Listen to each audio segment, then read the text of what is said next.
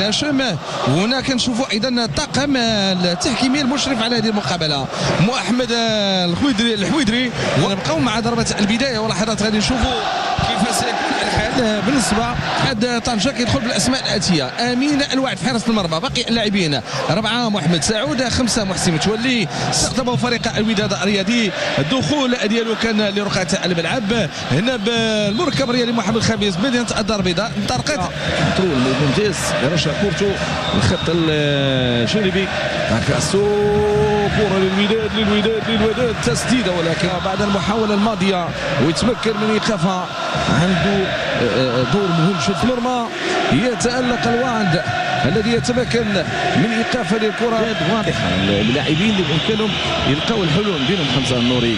كره من الجهه اليمنى مباشره الى خارج الخط الجانبي الملعب المغربي، واحد من الدعامات اللي كانت قويه على مستوى كاس العالم في روسيا 2018. كره تنفذ، تمريره عرضيه، كره جول. تغيرت النتيجه من تمس من كره لعبت في الجهه اليمنى، تمريره عرضيه للارتقاء امام الجميع.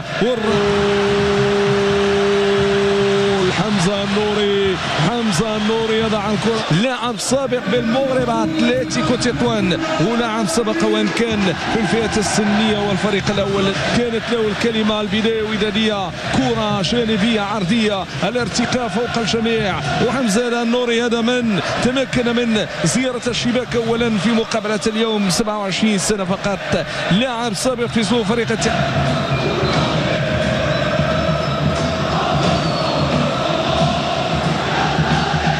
الأماكن المخصصة من الجهة اليمنى لجماهير فريق اتحاد طنجة، بدورهم اللي حضروا بقوة واللي حضروا كثافة من أجل متابعة هذه الأمور. نشوفوا هنا الطريقة ديال الإبعاد كانت الخول سريعا الناس تتأخر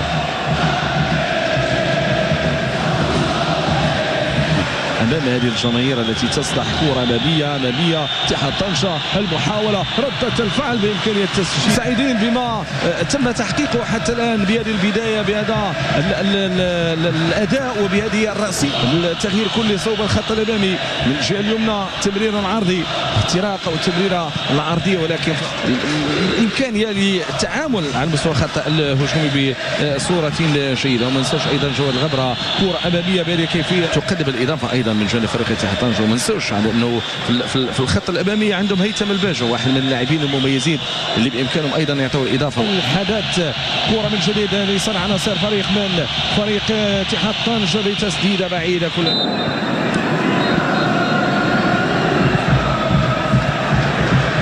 محاوله من اللاعب او من الحارس غادي يرفع كره لا كيختار تمريره الجهه اليمنى، كره لصالح فريق اتحاد طنجة، تمريره عرضيه، فرصه ولكن كضيع زكريا كياني. 28 سنه زكريا كياني، سبق له لعب في فريق الوداد الرياضي، اللي حاول انه يتعامل مع الكره ديالو من الجهه اليمنى. هذا جواد غبره من هذه الكره.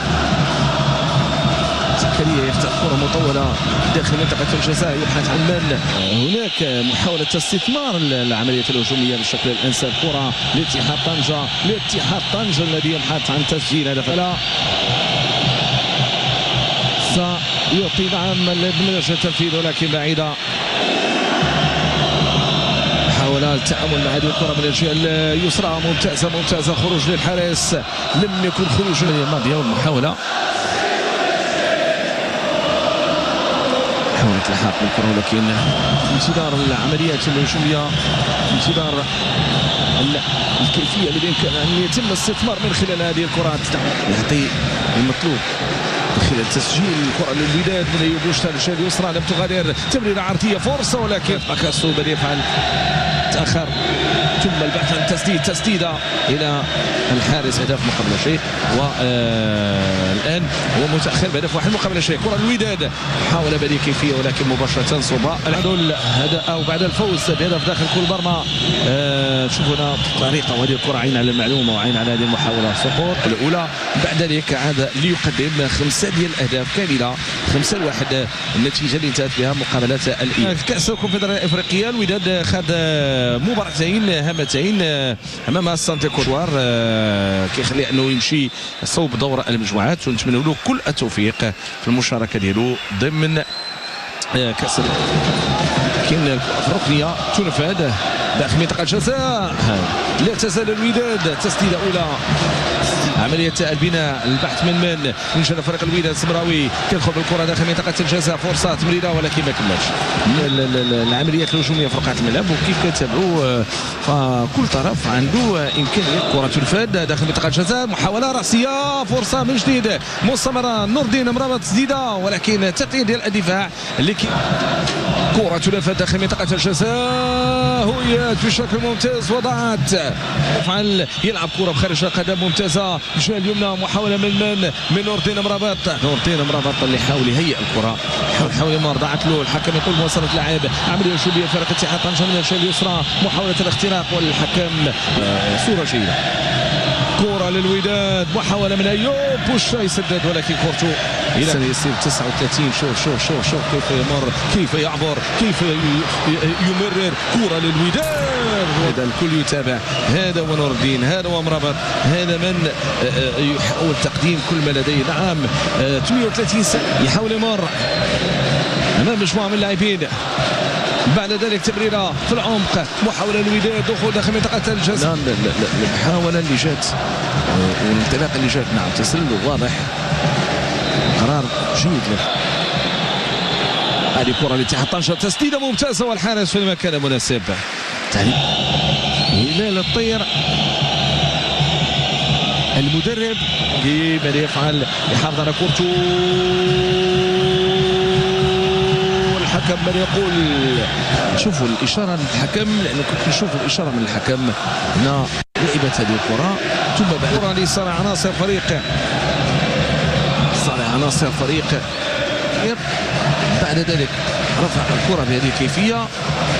هنا محاولة المرور، هنا السقوط من شوط فريق الكوكب الرياضي المراكشي والاتفاق المراكشي. ثم بعد ذلك كان من اللاعبين الذين شاركوا يدخل داخل منطقة الجزاء. لا تزال الوداد يحاول من جديد. نور الدين مرابط يلعب كرة عرضية، كرة ممتازة، جول بأسلوب. وبهذه العملية من جانب حمزة النوري ثم إلى نور الدين مرابط، لعبة عرضية دائرية وجا من الخلف. شكون كان ناسي؟ هذا وليد ناسي. شكون كان جاء من الخلف؟ من أين أتى؟ من أين قدم؟ من أين حل؟ كان هناك في المكان والزمان المناسبين، وبراسية حول الكرة. يسجل ثاني الأهداف للوداد. كرة من الشباك، شباك الحارس أمين الوعد الذي استقبل الشباك، وحتى الآن هدفين مقابل فريق الوداد الرياضي. محاولة الاختراق، محاولة الدخول. وهنا نشوف مرة ثانية لمن يبقى خاصو ينطلق يبحث عن الجهة اليسرى. عملية هجومية من جانب فريق الوداد الرياضي لكن مقطوعة. خميس اتحاد طنجة. كرة تنفذ بهذه الكيفية، محاولة رأسية وخطأ يقول الحكم. خطأ لا تزال تسديدة تأتي، كرة صوب المرمى ومباشرة إلى حاولت الوقوف من جانب السمراوي ولكن لم يتمكن من ذلك. كان السنغالي منه جات هجمة مرتدة، منه جات العملية الهجومية، تمريرة صوب من نور الدين مرابط عوض أن يسدد، اختار أن يمرر الانطلاقة من جانب جواد الغبرة. الاختراق، الدخول، لم تغادر. لا تزال اتحاد طنجة فرصة التسديد والبناء. العملية الهجومية، إمكانية ديال استثمار هذه الكرة من الزمراوي كيلعب الكرة في الخط الأمامي، ما تفهمش مع محاولة الانسلال. الانطلاقة كانت من زهير المترجي وبرأسية ومباشرة إلى خارج